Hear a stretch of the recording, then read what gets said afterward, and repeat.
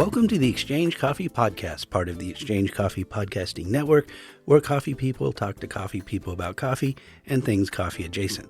The Exchange is brought to you by Kavoya Specialty Coffee and is hosted by Mark Inman and Todd Mackey.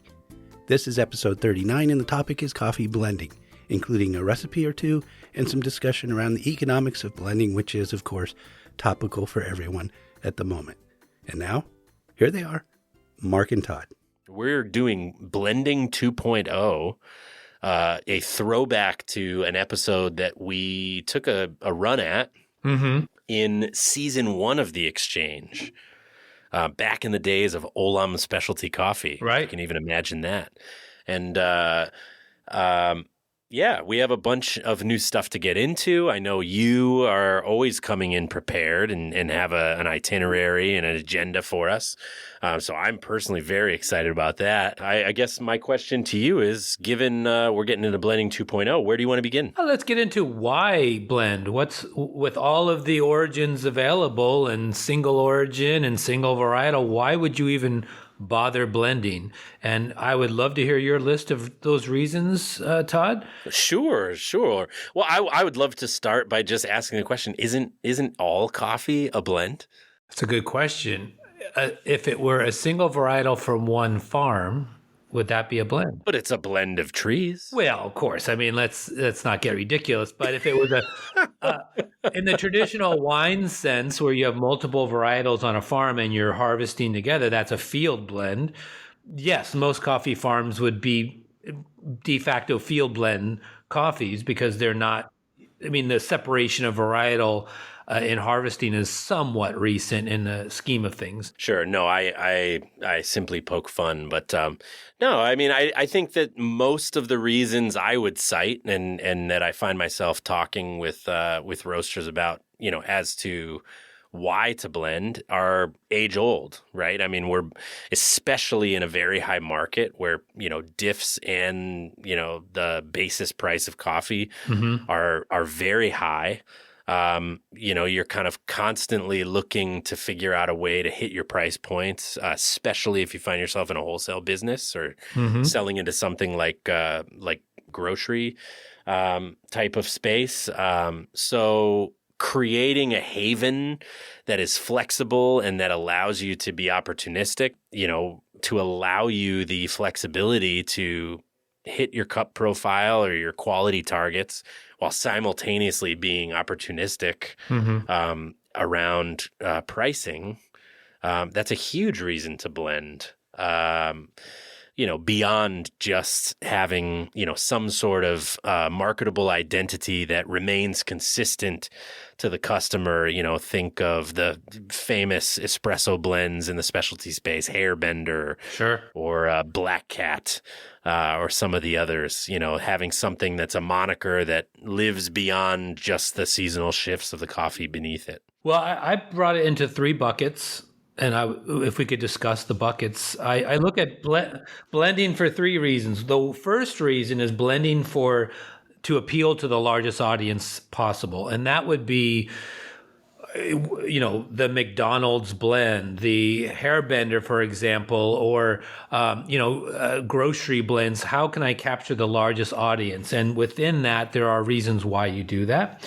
The second bucket being economics, and there's a subset of this that is a reason not to blend, but to stay within a certain price band because you have certain customers. And thirdly is blending for quality. These are coffees that actually improve as you blend them rather than become a lesser than the sum of the parts. That's interesting. I'm pretty excited for that last bucket. I don't know if I vibe with you there, but yeah, let's start with the first bucket. So we're talking about wide appeal, right? Mass appeal. I'll cite a beloved Providence-based blend from a local roaster here, mass appeal.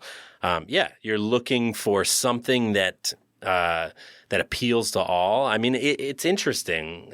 How do you see it? Do you see it as more a gateway that opens the door for everyone, or are you talking something that doesn't push anyone away? And do you see my distinction there? Like, a lot of times single origin coffees are a bit too assertive.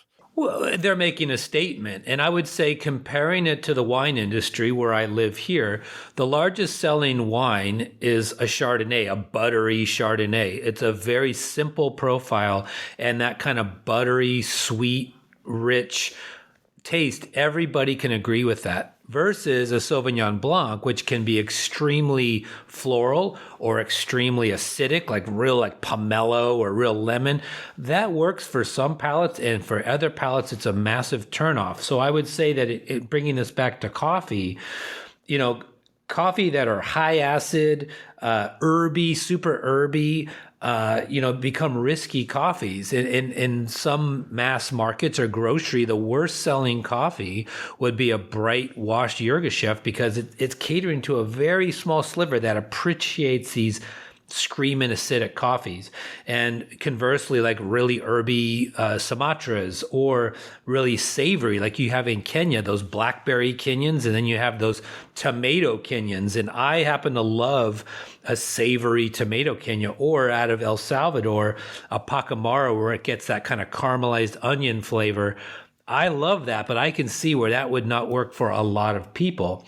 And I would argue that if you're going to try to cater to the largest taste, preference out there in the United States, because Asia has a very different flavor profile, I would say it's chocolate, sweet, and rich. Those, you will never go wrong with sweetness and chocolate. But I think you start rolling dice when you get into very fermenty, very, very fruity, very acidic, very savory. Yeah. Yeah, no, I mean, there's a distinct line between something that is exciting to taste and something that is exciting to drink.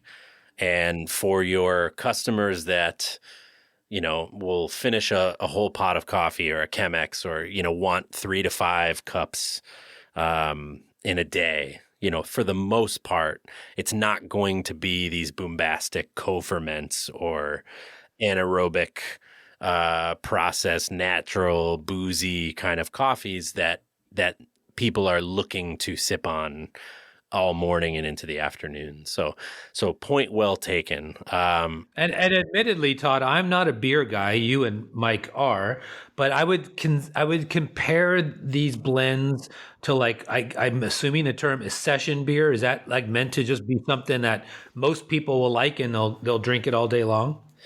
Sure.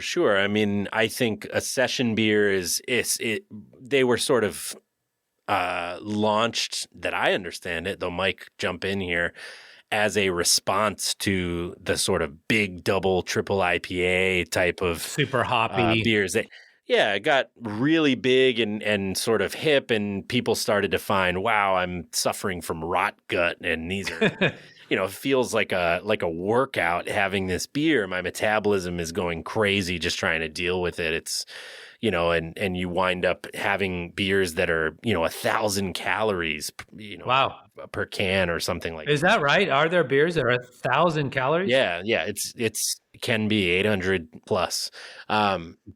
But yeah, so, you're talking about a beer also that might be 8+% alcohol by volume, which is almost more in line with a wine. Yeah, barley wine. And you see this kind of rise in beers that are not lagers and pilsners and traditional German beers that were light and 4% and really refreshing and sort of meant for that type of, day drinker all day kind of thing, but something that has the hop characteristics and also is something approachable and that you'd want more than one of. And yeah, I think, the blend in coffee goes well with that, but also, to that point, beer like Narragansett that is made in, well, I shouldn't say this. Is it made in Rhode Island, Mike? No, I believe it's in New York.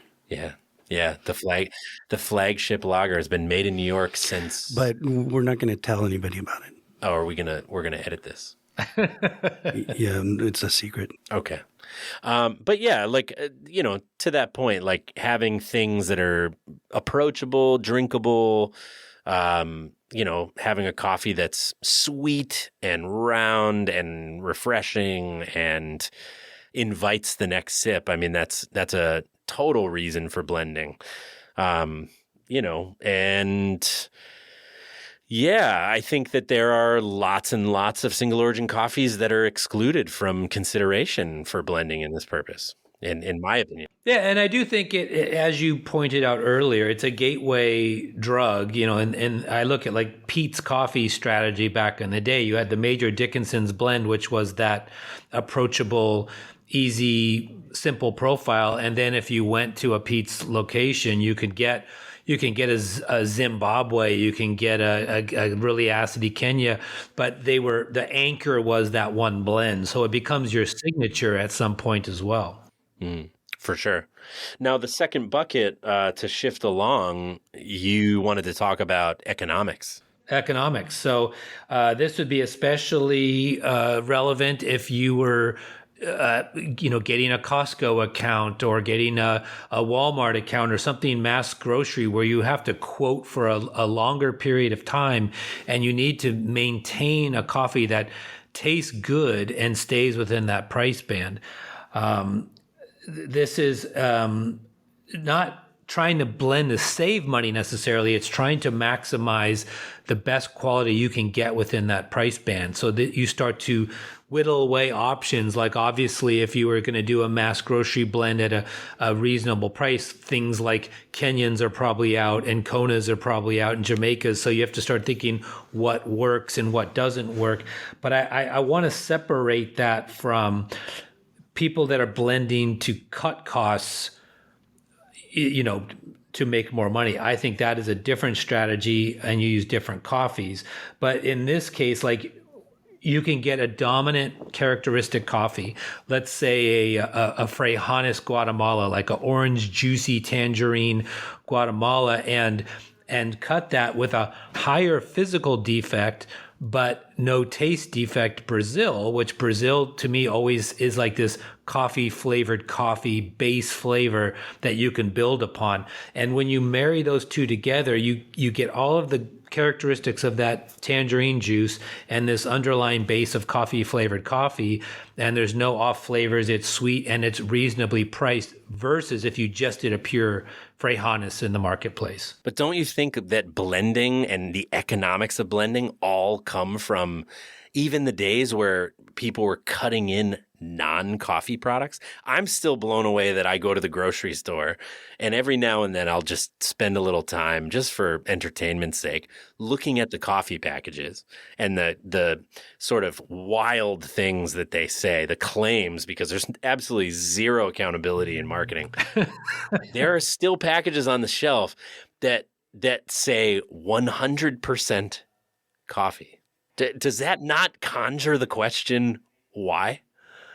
Right? To me, that says that at a point, if a company were obligated, this would say 80% coffee or 50% coffee, right?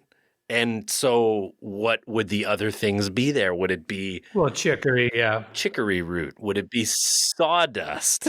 like, I mean, for a long time, like, parchment was cut into ground coffee, right? So, like, I mean, just absolutely crazy to me. So, I mean, I guess my point of view has always been, well, wow. I mean, yeah, the kind of economics of blending have always been based in lowering the price, right? From a better is the enemy of good enough type of mentality. I'm not suggesting that's cool or that that's a practical solution in the specialty space, because I think, to your point and how you describe this, there's a lot more people that are their brand in their cafes or in their wholesale accounts is the whole idea and notion is assertive coffees with character, right?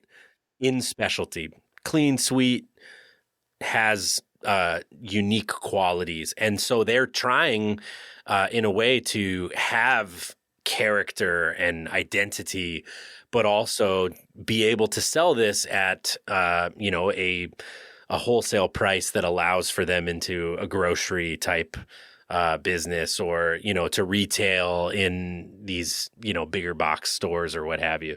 So But it's interesting. I don't find that is all that different from the race to the bottom mentality of like, hey, how much coffee do we actually need to put in this to call it coffee? Because I would argue on that side that there is a new wave of roasters that are adding things to coffee, whether it be like MCT oil or some of the mushroom coffees that are mixing Arabica with mushrooms, or they're unfazed by it. Yeah, that's an interesting one to me. Yeah, but that's like more of an alchemy thing. That's Right. not like, hey, how do we have an awesome coffee product? That's like, how do we have a product that involves sorcery Right. to get people's money out of their pockets magically, Right. as quickly as possible? At least from where I sit. Oh, I 100% agree. Maybe this whole segment is to be edited out, but I think by Mike's face that He's getting nervous. He's touching his collar. yeah. Well, so I would say though on this blending for economics point, there is a brand, and I won't out them because I want to, because I think they're great, that I have been fascinated by for decades, and their blend is arguably great. It is a great blend. It is great as espresso. It's great as a brewed coffee. It's great in any method I've tested this. And when I actually learned what the blend was, it contained kind of mid-range coffees. I would say premium, not specialty and not commercial, and I've deconstructed the blend and tried the parts, but put together, it was as good as real good specialty grade single origins. So sometimes the alchemy of blending, the sum of the parts are far better than the individual components. And in this particular company, this got me down this road of, maybe blending, in wine, most of the great wines, most of the collectible wines, they're all blends. There's very few single varietals that you're putting down for lengths of time. And coffee arguably should be doing the same thing. And in the case of this particular company, they've pulled it off in a way that has impressed me and has caused me to experiment with playing with some commercial grades mixed with some mid grades and see if I could build a better mousetrap. And I think that's where blending is done correctly, where I think you race to the bottom, which a lot of people do. I think the biggest mistake roasters make out there is saying, well, I dark roast coffee, so nobody's going to know if I put really highly defective coffee in or really past crop. And I would say I've had my life's share of the race to the bottom coffees. And the thing I can say unequivocally about them is they all taste the same. They are all unremarkable, and they are all a drag on your brand name. So if you feel like you're getting one over on the consumer, you're not. And I would rather just not sell into those markets than go down this road of homogenizing across all brands a taste that is universally boring. Yeah, that's interesting. So you're saying that in this particular instance, or even in others, you've had coffees that you feel like, wow, the combination of these 3 to 4 coffees has actually exceeds one exceptional single station or single region, single farm coffee. Yeah. In that it's so complete, or in that it, yeah, okay. It hits all the points. Now, would I enter it in Cup of Excellence? No. But would I always reach for it? Yes. 100% of the time I would go back to it because I know it's great and I know it's something I will always enjoy no matter what So I got obsessed with these, I always called them Swiss Army knife coffees, a blend that can do everything.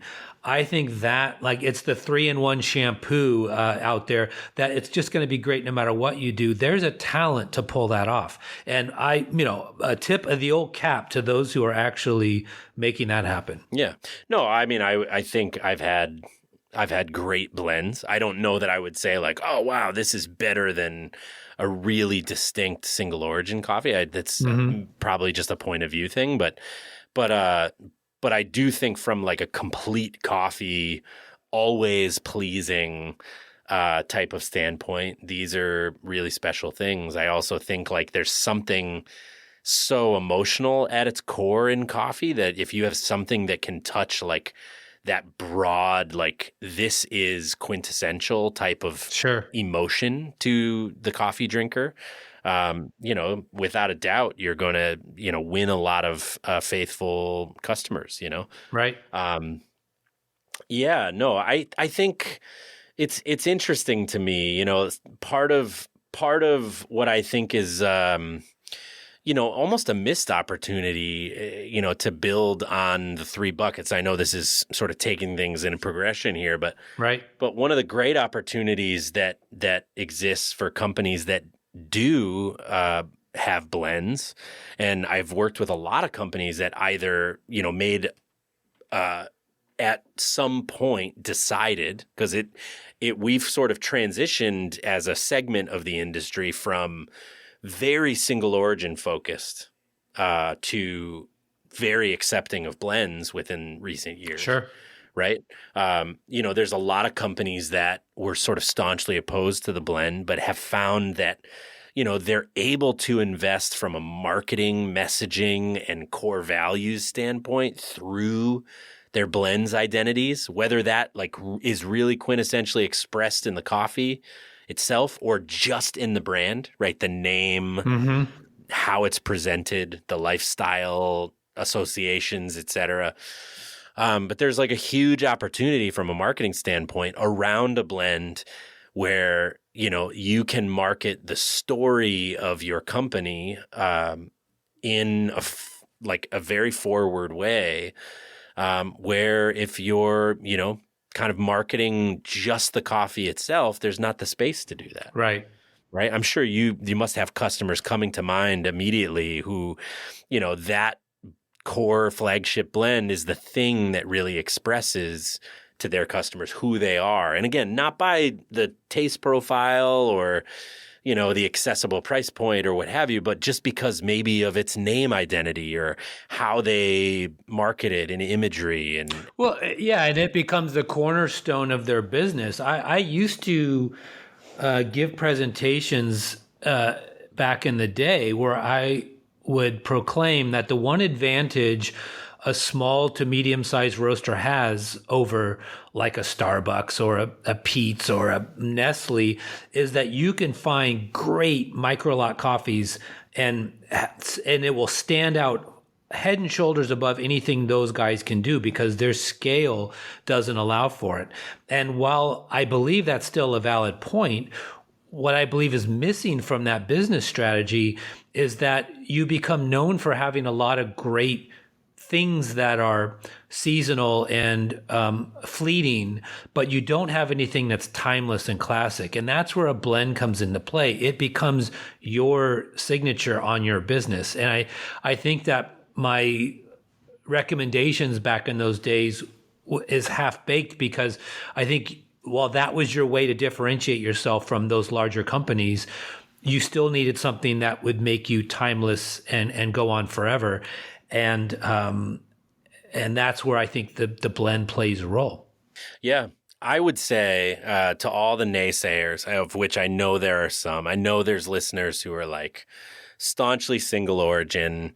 We have everything we need. And, I would argue that actually you in most cases, most all the cases, and I have great companies that I work with who I love, who, only sell single coffees. They do not blend coffees in their roaster. But to my point at the gate, all coffees are a blend in some way, shape, or form. And most companies find that, 60, 70, the lion's share percentage of their business is in this space of fully rounded, crushable coffees, blended or not, that make up, the vast majority of their sales, both, at retail, through wholesale. And it really would pay to think about this through the lens of all these buckets, right? Right. Through the lens of, hey, how can I make something exceptional without inefficiency? economically speaking, especially in the environment we're in right now. How can I make something that is so exceptional and so reliable that I have customers who join a mail order or make a regular visit to the cafe, or buy this stuff, set it and forget it, and years later they're still taking deliveries of this coffee, when in reality maybe some of its constituents have cycled many times over. Or take it to an extreme, like how do I get to the point where like I have a line of merchandise that isn't even just for my brand, but for my core, that's like sort of the identity of which is around my core blends identity, right? I mean, there's a lot of opportunities here. So final bucket is blending for quality. And I'll tell you what I mean by this particular point. I call it the Cadbury Fruit Nut Bar blend, but it's a classic blend. So if you were to pull a shot of just Ethiopian natural, or just Colombia or Guat, or just Brazil, you're going to get a decent shot. But the classic blend of the fruit coming from the natural Ethiopia, the nut coming from the Brazil, and the chocolate coming from the Colombia, Guatemala, Mexico, that combination, that classic blend that everyone seems to riff on, is arguably better than those individual components, because it's touching all of the pleasure centers. It's hitting everything. I'm a huge collector of blend recipes. I love, I'll go somewhere and I'll fall in love with the blend, and I have to know what it is, and I engage the roaster in conversation. Why did you come up with this? How did you come up with this? And so some of the blends I'll mention that did this for me. One was the Azahar Cafe in Bogota, where I had, a lot of single origin or single varietal coffees out of different regions. So I had like a Nariño, and I had a Huila and a Cauca, and I love all of these. But I had a blend that was a Santander 60%, 40% Nariño.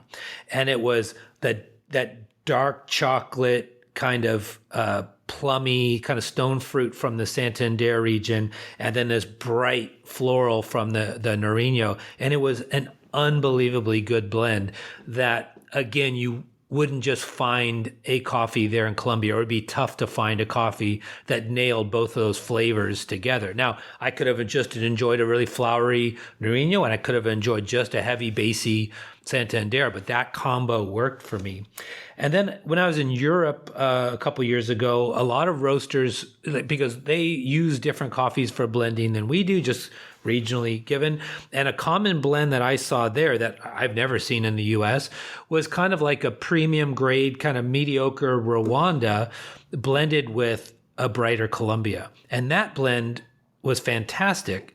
And I would never even consider, well, for one, we don't really import a lot of kind of like premium Rwandas. They're all pretty high end, but that was the base of some of their blends, not really playing the role of a Brazil, but playing the role of maybe a Honduras or a Peru. It was kind of filling that vacuum for them. But that flavor is something that stuck with me. Everywhere I had it, I was like, wow, this is great. What is it? And they would mention that blend, and it was in different quantities.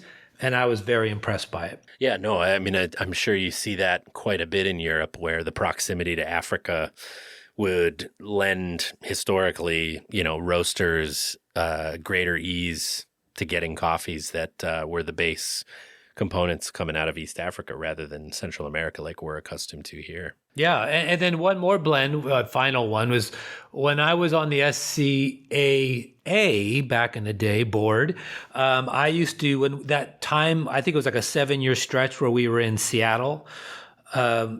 Remember those years? Oh, yeah. So I was hosting because we were very concerned about new members and feeling out of place and not knowing what to do. So I was hosting a 6 a.m. run.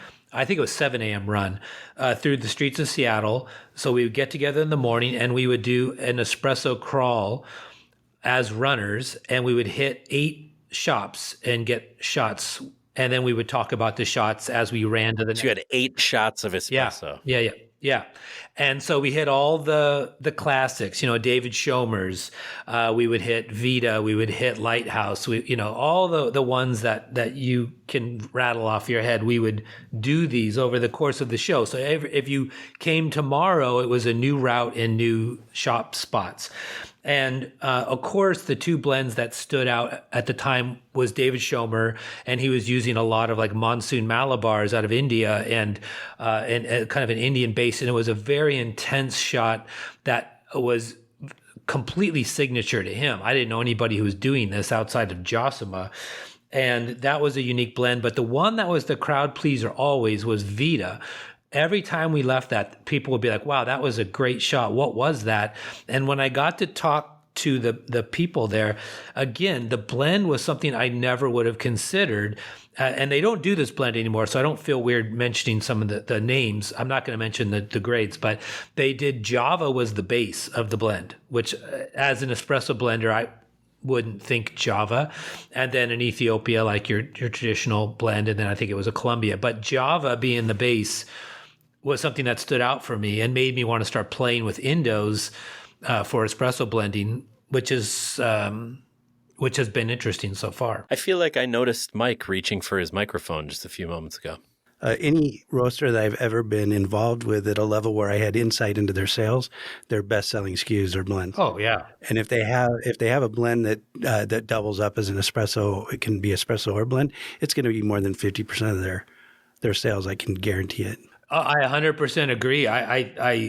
You think about like where would Intelligentsia be without Black Cat? Where would Stumptown be without Hairbender? Now they do plenty of other great coffees, but most people, that's what they know. That's what sticks with them. Oh, there are certainly the coffees that you can say the name of the coffee in any specialty coffee circle and you know who the roaster is. Right. It's interesting that you can go to a grocery store or at this stage at like a Target or, similar, and you can buy the world's best coffee, quote unquote. Award-winning. On any shelf, floor to ceiling, left to right, at any price point in the range that's offered, right? Right. And it's just like something to think about. It's not that marketing doesn't have accountability to like, hey, it's not that there's not like accountability to the customer. When you market well, you will reap the benefits of it. I mean to say more, you can make claims around coffee quality all day long, no matter what you're putting into a bag.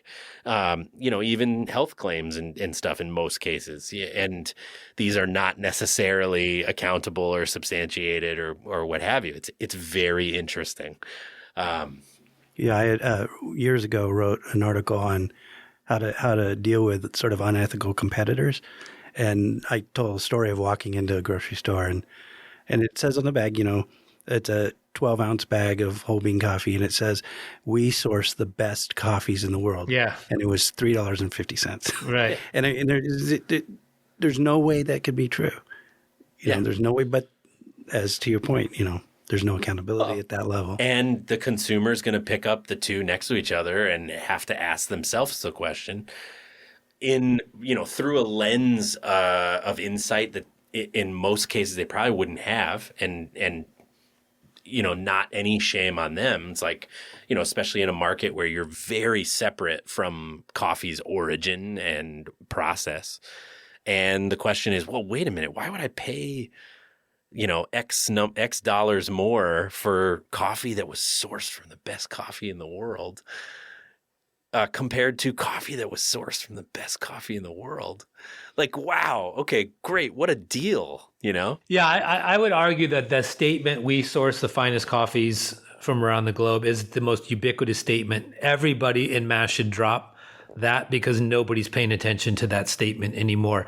The one that stuck out for me, which I thought was hilarious, somebody posted on Instagram, come try the sandwich Mike D on Yelp said was the worst sandwich he ever had. That, I think, has legs. Making fun of your own ubiquitous statement, I think, has merit. Nice. And I thought it could be that it was the best coffee available after all the specialty coffee buyers had come through.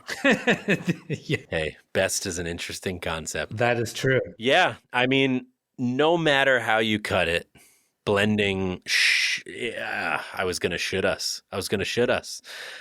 That's a hard thing to do. I'm going to back away. I think that you have to, as a specialty roaster, strongly consider whether it is by a multi origin blend or not, you have to engage how this type of coffee occupies a place in your program. It is your biggest sledgehammer waiting to bear for your growth, and certainly in harder times as we all navigate what is a very precarious market. You're going to have to utilize all of the tools in each of those buckets you so well presented for us, Mark. Do you have any buckets to add? Did I leave anything out, Todd? Because I often... No, you always come very well prepared. I think that those three lenses, buckets, however you like to express it, I mean, those are the things, right? It's having identity as a company, it's having character as a product, it's having, a savings lever or a cost value lever that you can deliver your quality at the utmost for, the price targets you need to hit depending on the type of space you're selling into. Grossly oversimplified after we've already explored all the nooks and crannies. But yeah, I think that it's dubious to leave this particular part of the specialty coffee space unexplored as a roaster. I don't know how in 2025 you can completely avoid, but I would love to hear about it. I'm sure you would too. Please do reach out if you have countering opinions, or you feel like the blend is a thing of the past. We'd love to hear from you. Yes, and as well, we will be recording live from the floor of the SCA show in Houston in the coming weeks. I've already lined up a number of interviews, and if you are going to be attending that show and want to be interviewed, please email us. We had a lot of fun last year, the three of us, with some of the curveballs I enjoyed throwing at the panel. But this year, I want to top what we were doing last year. So. Well, and we're going to be fully mobile. So we're going to be on the move. When we say we'll come find you, that is 100% true. We will literally come find you. On the move throughout the show, hoping to cover great new and exciting things. Also hoping to just touch base with people who should be heard in specialty coffee. So if you feel that's you, reach out. We won't be in our ivory tower this year, detached from the masses. We will be of the people, for the people. Of the people, for the people. What'd you have for lunch today, Mark? A steak. Steak and a medium-bodied Cabernet. Nice. Yeah, well, hey, Mark, as always, it's been a wonderful pleasure to join you here. I love doing this show. I never tire of thanking you and, of course, Mike for the opportunity. Thank you to all the listeners who continue to turn up and support, and we will look forward to unpacking yet another hot topic in future episodes of The Exchange. Toodles! What was that?